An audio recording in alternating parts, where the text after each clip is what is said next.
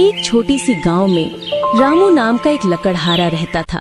वो किसी तरह अपने इकलौते बेटे अंकित के साथ अपना बुढ़ापा गुजार रहा था। बेटा अंकित, मैं बाजार जा रहा हूँ, शाम तक लौटूंगा।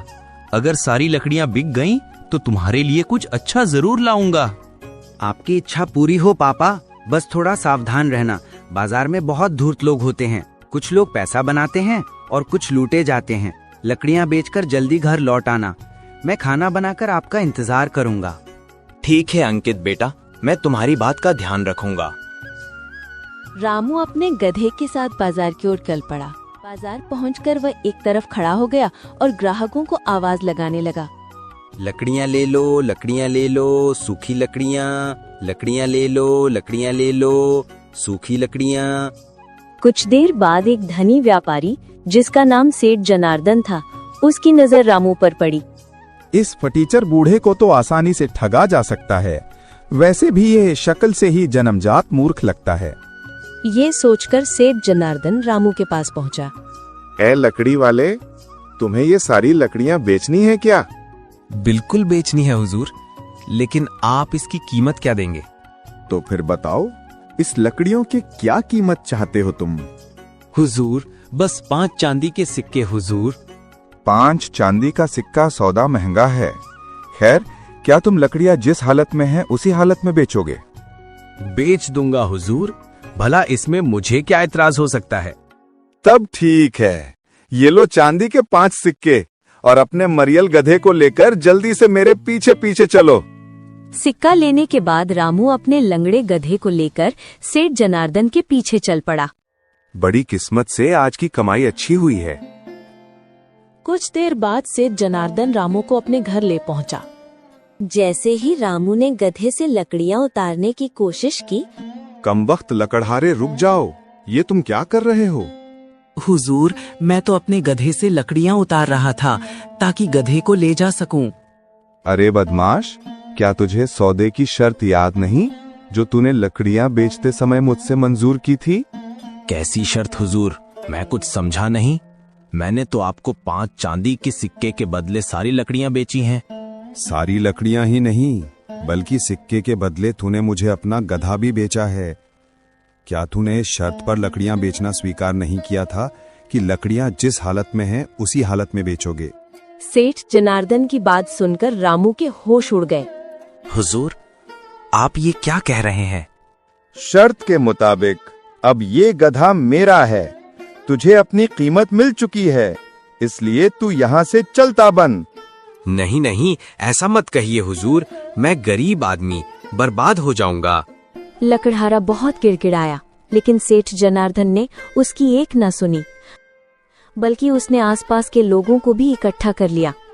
देख लो भाइयों, इस लकड़हारे की चालाकी। पहले सौदा किया और अब मुकर रहा है और सीना चोरी कर रहा है। क्या ये रहम करने योग्य है? नहीं नहीं, बिल्कुल नहीं। फिर इस गुस्ताख के साथ क्या व्यवहार करना चाहिए? भैया, मेरी मानो तो इसे गांव के मुखिया के पास ले चलो। लोगों के कहने पर सेठ जनार्दन रामू को गांव के मुखिया के पास ले गया, जो उस धनी का घनिष्ठ मित्र था। उसने मुखिया को सारा किस्सा सुनाया। सारी बात सुनकर मुखिया ने अपने मित्र के पक्ष में ही फैसला सुनाया। इस लकड़हारे को अपने सामान की पूरी कीमत मिल चुकी है और उसने ग्राहक की शर्त मानी है, इसलिए दोष इसी का है। अब गधे पर उसका कोई अधिकार नहीं। यहाँ भी मुझे न्याय नहीं मिला। बेचारा रामू अपने जले नसीब पर आंसू बहाता हुआ जब अपने घर पहुंचा, तो अंकित ने उसे देखा। पापा, ये तुम्हारी आंखों में आंसू कैसे? सब ठीक तो है ना? क्या बताऊं बेटा, हमारे तो भाग्य ही फूटे हैं।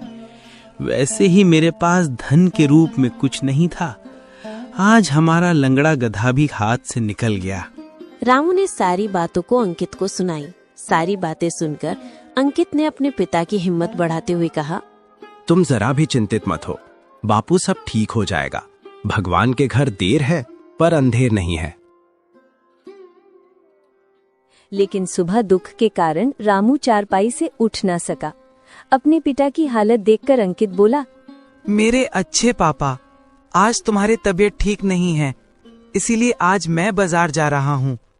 शायद मेरी किस्मत तुमसे अच्छी निकले और मैं लकड़ियां अच्छी कीमत पर बेच सकूं। जैसा तुम ठीक समझो बेटा। जाओ, मैं तुम्हारे लौटने की राह देखूंगा। अंकित ने बूढ़े गधे पर लकड़ी का गट्ठर लादा और बाजार की ओर रवाना हो गया। यदि वो बेईमान धनी मुझे मिल गया तो मैं उसे छठी का दूध याद दिला दूंगा। बाजार पहुंचकर अंकित ने आवाज लगाई, लकड़ियां ले लो, सूखी सूखी लकड़ियां सस्ते में ले लो। उस दिन भी वो सेठ जनार्दन किसी को ठगने के विचार से बाजार आया हुआ था। उसने लकड़ियां बेच रहे अंकित की ओर देखा। वाह भगवान, आज फिर से एक शिकार मेरे लिए भेज दिया। कल लंगड़ा गधा मिला था, आज लकड़ियों के साथ पूरा गधा मिल जाएगा। इतना सोचकर सेठ जनार्दन अंकित के पास पहुंचा। ये लड़के, क्या तुम्हें अपनी सारी लकड़ियां बेचनी है? हाँ सेठ जी, बिल्कुल बेचनी है। ये सारी लकड़ियां की कितना कीमत है? बस चांदी के 6 सिक्के सेठ जी। बहुत महंगा सौदा है, क्या दाम कुछ कम नहीं करोगे? सौदा 10 सिक्कों में भी आपको महंगा नहीं पड़ेगा हुजूर। लकड़ियां बिल्कुल सूखी है, मंजूर हो तो बोलिए। ये लड़का तो बहुत चतुर लगता है। खैर, कोई बात नहीं, जल्दी इसकी सारी अक्लमंदी गायब हो जाएगी। सेठ जनार्दन सोच ही रहा था कि अंकित बोल पाया। क्या सोचने लगे सेठ जी? जल्दी बताइए, वरना मैं किसी दूसरे ग्राहक को आवाज दूं।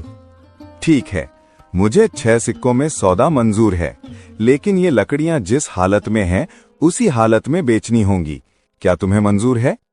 सेठ जनार्दन की बात सुनकर चतुर अंकित चौंक उठा। तो ये वही बेईमान जनार्दन सेठ है। आज इसकी खैर नहीं, ऐसा बदला लूंगा कि जीवन भर याद रखेगा। अंकित सोच ही रहा था कि तभी सेठ जनार्दन बोल पड़ा। अरे लड़के, जवाब जल्दी दो, मेरे पास फालतू वक्त नहीं है, ठीक है? सेठ जी, बेच दूंगा, लेकिन मेरी भी एक शर्त है कि आप भी मुझे पैसे उसी हालत में देंगे जिस हालत में वे होंगे। अंकित की बात सुनकर सेठ जनार्दन मन ही मन चौंक उठा, लेकिन फिर किसी विचार के आते ही मुस्कुराता हुआ बोला, ठीक है, ठीक है, मुझे तुम्हारी शर्त मंजूर है। देर ना करके अपने गधे को मेरे पीछे हाँक चलो। अंकित भी अपने गधे को सेठ के पीछे पीछे लेकर चलने लगा। बेईमान कहीं का, अपने आप को बड़ा होशियार समझ रहा है। जब वास्तविकता सामने आएगी तो खून के आंसू रोएगा। अंकित सोचते हुए सेठ जनार्दन के घर पहुंच गया। सेठ जी, तो बताओ लकड़ियां कहाँ रखूं? अरे मूर्ख लड़के, तूने क्या सौदा किया था? शर्त भूल गया या मैं याद दिलाऊं? बिल्कुल ही भूल गया था सेठ जी, मैं माफी चाहता हूँ। अभी आपका गधा बांध देता हूँ। और फिर अंकित ने चुपचाप गधे को खंबे से बांध दिया। आपका हुक्म मैंने पूरा कर दिया हुजूर। लाइए, अब मुझे भी मेरी कीमत दे दीजिए। जरूर जरूर, लो संभालो अपने सौदे की कीमत। रुकिए हुजूर, ये आप क्या कर रहे हैं? सौदे के हिसाब से आपने लकड़ियां जिस हालत में थीं उसी हालत में खरीदी, और लकड़ियों के साथ साथ मेरा गद्दा भी आपको मिल गया। लेकिन आपने मुझसे भी तो ये वादा किया था कि आप पैसे उसी हालात में देंगे जिस हालात में वे होंगे। इसलिए इस समय वे आपके एक हाथ के साथ हैं, अतः आप सिक्कों के साथ साथ अपना एक हाथ भी मुझे दीजिए, और शर्त और सौदे के मुताबिक आपको ऐसा करना ही होगा। लाइए, सिक्कों के साथ साथ अपना एक हाथ भी दीजिए। अंकित की बात सुनकर सेठ जनार्दन के होश उड़ गए। ये तो क्या बक रहा है लड़के? बक नहीं रहा सेठ जी, बल्कि न्याय की बात कर रहा हूं। आपको सिक्कों के साथ अपना एक हाथ भी देना होगा। तुम्हारी ये मजाल, मैं कहता हूं निकल जाओ मेरे घर से। ऐसे नहीं सेठ जी, अब तो मैं यहां से अपना हक लेकर ही जाऊंगा।